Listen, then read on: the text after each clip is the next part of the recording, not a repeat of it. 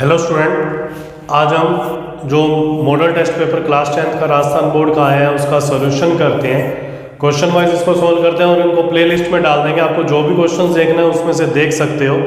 इससे पिछले वीडियो में हमने इसके पेपर के बारे में डिस्कस की थी कि पेपर में क्या क्या क्वेश्चंस में चॉइस है और कैसे कैसे खंड हैं और कितने खंड में कितने क्वेश्चन है, कितने नंबर के हैं। अब हम इन क्वेश्चंस को सॉल्व करेंगे। जो पहला क्वेश्चन था उसके में 10 MCQ थे, सारे एक एक नंबर के थे और 2 से 11 तक। ये सारे क्वेश्चन क्या है, सेक्शन ए के अंदर है, खंड ए के अंदर। ये टोटल 20 क्वेश्चन बनते हैं जिसमें 10 MCQ है और 10 शॉर्ट आंसर टाइप क्वेश्चन है। 20 नंबर के क्वेश्चन है। इनको हम स्टार्ट करते हैं। तो देखो कैसे है। जैसे फर्स्ट क्वेश्चन है, निम्नांकित प्रश्नों में से दिए गए सही विकल्प का चयन कर अपनी उत्तर पुस्तिका में लिखिए। प्रत्येक प्रश्न 1 अंक का है।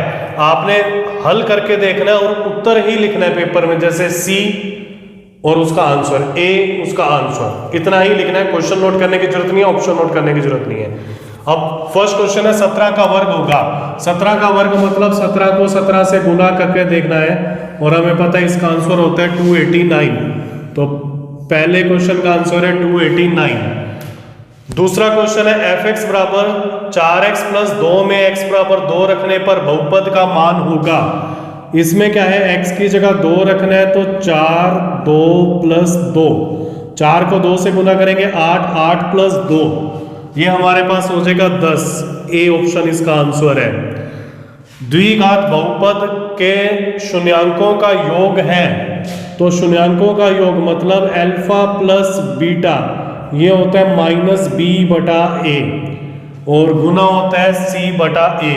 तो ये a का मान यहां पर कितना है, 1, b का मान है -2, c का मान है -8। शून्यांकों का योग करना है मतलब -b बटा a, -2 रखेंगे तो प्लस का 2 बटा 1, तो आंसर आ जाएगा 2। साइन पाई बटे 6। देखो पाई का इंट्रोडक्शन 10th क्लास के अंदर नहीं है, 11th से स्टार्ट होता है। आपने तो इतना ही पढ़ा है कि पाई होता है 22/7 या 3.14, लेकिन डिग्री के अंदर जो पाई होता है ना वो होता है 180 डिग्री। पाई बराबर 180 डिग्री। ऐसा पूछा नहीं जाएगा पेपर के अंदर, लेकिन फिर भी मॉडल पेपर में दिया है तो पाई की जगह 180 रखेंगे तो 180 बटा 6 तो मतलब 30 डिग्री, और साइन 30 डिग्री का मान होता है हमारे पास 1/2। ठीक है, इनको आपने वहां सोल्व करना है। ठीक है, आंसर लिखना है। एक ऊर्ध्वाधर खंबे की परछाई खंबे की ऊंचाई के बराबर है। मतलब ये तो होती है परछाई और ये इसको मान लेते हैं खंबा। ये दोनों हमारे पास बराबर है। तो सूर्य का उन्नयन कोण यहाँ पर बनता है, लंब और आधार दोनों बराबर है। त्रिभुज में लगाएंगे tan थीटा बराबर लंब बटे आधार x बटे x, क्योंकि दोनों बराबर है 1। tan थीटा 1 जो होता है वो tan की लाइन में 45 डिग्री पर होता है। बिंदु 5, -2 की x अक्ष से दूरी है। देखो क्या होता है, ये तो है y अक्ष और ये है x अक्ष। 5 और -2 कौन से चतुर्थांश में होगा। देखो क्या है, यहाँ दोनों प्लस होते हैं, यहाँ होता है माइनस प्लस, यहाँ दोनों माइनस होते हैं और यहाँ होता है प्लस माइनस। ठीक है, तो जो 5, -2, 5 ऐसे चल गए, -2 मतलब इस चतुर्थांश में होगा। तो ये बिंदु क्या है, 5 -2, मतलब क्या, इसका x निर्देशांक है 5, तो ये दूरी हो जाएगी 5। y निर्देशांक है -2, तो इसको मैं लिख सकता हूँ, ये जो दूरी होगी ये होगी 2। तो ये x अक्ष है, x अक्ष से दूरी क्या आ जाएगी, 2, और y अक्ष से दूरी कितनी आ जाएगी, ये y अक्ष है, y अक्ष से दूरी इस बिंदु की आ जाएगी 5, और x अक्ष के इस बिंदु से दूरी क्या है, 2। ठीक है, तो सीधा याद रख लेना, x अक्ष से दूरी क्या होती है, वो y निर्देशांक के बराबर होती है। x अक्ष से दूरी किसी बिंदु की वो क्या होता है, y निर्देशांक, और इसका मोड मतलब धनात्मक वैल्यू लेनी है, दूरी धनात्मक होती है। y अक्ष से दूरी क्या होती है, x निर्देशांक, और इसका मापांक मतलब धनात्मक आंसर लेना है। ठीक है, तो आप इसको नोट कर लो। अब देखो आकृति में DE समांतर है BC के, AD का मान 4 सेंटीमीटर है, BD का मान 6 सेंटीमीटर है, AE का मान 5 सेंटीमीटर है, तो EC का मान ज्ञात कीजिए। देखो ये दोनों समांतर हैं, तो थेल्स प्रमेय या आधारभूत आनुपातिकता प्रमेय से क्या होता है, AD बटे DB इक्वल टू AE बटे EC। AD का मान है 4, 6, 5 EC को यहाँ ले आते हैं, याद आएगा 6 इधर जाके 5 गुना 6 बटे में 4, तो याद आएगा 3, 2 से काटा याद आएगा 2, 15 बटे 2, 15 बटे 2 का मतलब है 7.5। ठीक है, क्लियर है। अब 3 सहरेखीय बिंदु से गुजरने वाले वृत्तों की संख्या, सहरेखीय मतलब एक ही लाइन पर तीनों आने चाहिए, इससे गुजरने वाले वृत्तों की संख्या। देखो क्या होता है, अगर हम वृत्त ऐसे खींचते हैं तो बिंदु क्या हो जाता है बाहर, और अगर 3 बिंदु में वृत्त ऐसे खींचते हैं तो ये तीसरा बिंदु क्या हो जाता है अंदर, तो वृत्तों की संख्या क्या हो जाएगी 0। एक और चीज याद रखना, अगर असहरेखीय है मतलब एक ही रेखा पर नहीं है, तब क्या हो जाएगा, वृत्तों की संख्या क्या हो जाएगी 1, और सहरेखीय में कितनी है 0। गोले का व्यास 6 सेंटीमीटर है, गोले का आयतन होता है 4/3 पाई r क्यूब। आंसर पाई में चाहिए, तो पाई का तो मान नहीं रखना हमने, व्यास 6 है तो r का मान हो जाएगा 3, तो 3 को 3 बार लिखेंगे, r की पावर 3 है, 3 से 3 कट गया, 3 3 9 और 4 36 पाई घन सेंटीमीटर, सी ऑप्शन। देखो क्या है, जब ऐसे अंक दे रखे होते हैं तो माध्यक निकालने का तरीका, माध्य क्या होता है, सबसे पहले हम इसको बढ़ते हुए क्रम में लिखते हैं, तो बढ़ते हुए क्रम में लिखेंगे तो 1 2 3 5 9, n यहाँ 5 है, 5 का मतलब होता है विषम, अगर विषम होता है ना तो माध्य क्या होता है n+1/2वां पद, 5 + 1/2 6/2 मतलब तीसरा पद, और तीसरा पद क्या है 3। माध्य का मतलब होता है बीच वाली संख्या, तो बीच वाली संख्या यहाँ आ गई 3। अगर सम होता है तो 2 अंक आते हैं, उन दोनों को जोड़ के 2 से भाग देना है तो माध्यक आता है, तो इस बार माध्यक क्या है 3। क्लियर है, इसको नोट कर लो। सूत्र निकलम का प्रयोग कर 105 का वर्ग ज्ञात कीजिए। सूत्र निकलम का प्रयोग और वर्ग, तो वर्ग के लिए फॉर्मूला है संख्या प्लस विचलन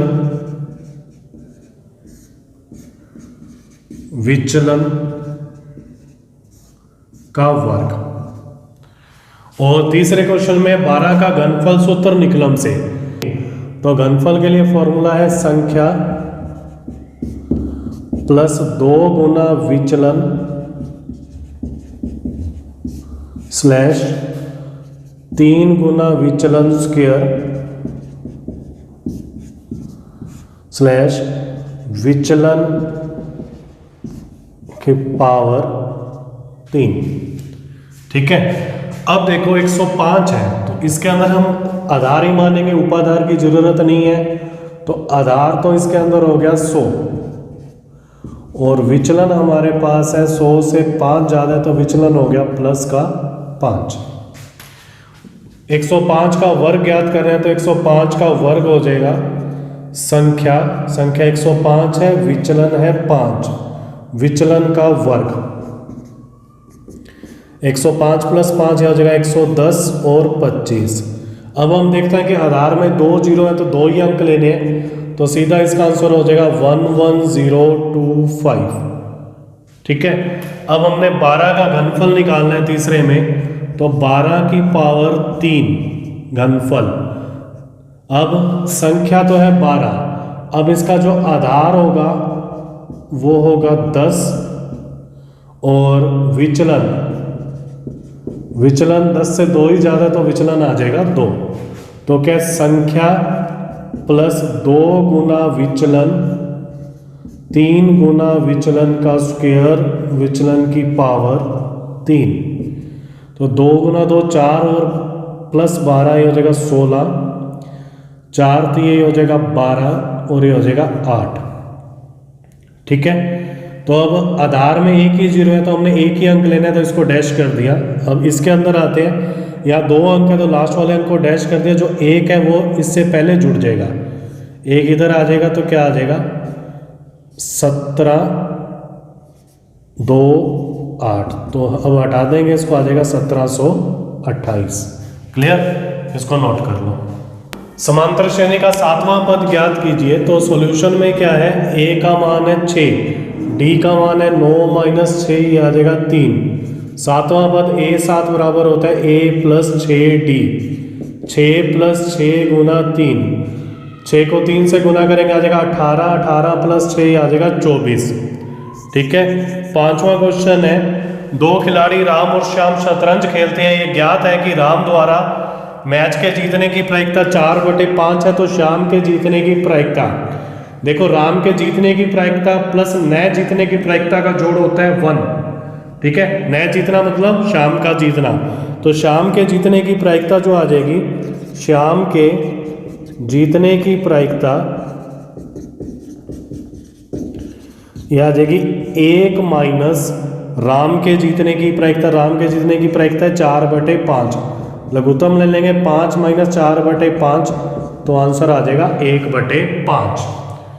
छठा क्वेश्चन है, एक पासे की एक फेंक में अभाज्य संख्या, पासे पर जो अभाज्य संख्या होती है ना वो होती है 2 3 और 5, आने की प्रायिकता ज्ञात कीजिए। तो जो प्रायिकता आ जाएगी, कुल घटनाएं इसके अंदर 6 है तो 3/6, आंसर आ जाएगा 1/2। रोक दृष्टि दूरी का समीकरण लिखिए। रोक दृष्टि दूरी ये होती है बराबर में प्रतिरोध दूरी प्लस अवरोध दूरी।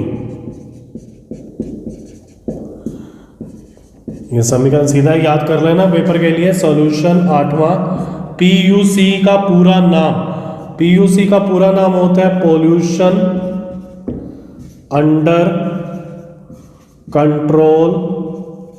सर्टिफिकेट भी लिखा हुआ आता है तो सर्टिफिकेट भी लिख देना, सर्टिफिकेट। हिंदी में लिखना चाहो तो लिख देना प्रदूषण नियंत्रण प्रमाण पत्र। ठीक है, नोट कर लो इसको। बिंदुओं 2 3 और 5 6 के बीच की दूरी होगी, तो दो बिंदुओं के बीच की दूरी का फॉर्मूला है x2 minus x1 whole square plus y2 minus y1 का होल स्क्वायर। ठीक है, तो दूरी आ जाएगी, अब x2 है 5 माइनस x1, ये होता है x1 y1, x2 y2, x1 है 2 और y2 है 6, y1 है 3। ठीक है, तो 5 माइनस 2 ये भी हो जाएगा 3 का वर्ग प्लस 3 का वर्ग, 3 का वर्ग होता है 9, 9 प्लस 9 18, 18 का वर्गमूल, इसके गुणनखंड कर देंगे 9 गुना 2, तो आंसर आ जाएगा 3/2। एक नियत बिंदु से सदैव समान दूरी पर चलने वाले बिंदु का बिंदु पथ, जैसे नियत बिंदु है इससे समान दूरी पर जो बिंदु होते हैं उनका बिंदु पथ मतलब उनका पाथ, तो ये क्या होता है, हर बार एक वृत्त होता है। बिंदु पथ क्या होगा, वृत्त। एक पासे के फेंकने पर 4 से छोटा अंक आने की प्रायिकता, जो आपके पास अनुकूल घटनाएं हैं वो है 3, 4 से छोटा 1 2 3, तो प्रायिकता क्या हो जाएगी, कुल घटनाएं हमारे पास 6 हैं, अनुकूल घटनाएं 3 है, 3/6, आंसर आ जाएगा 1/2। ठीक है, नोट कर लो इसको।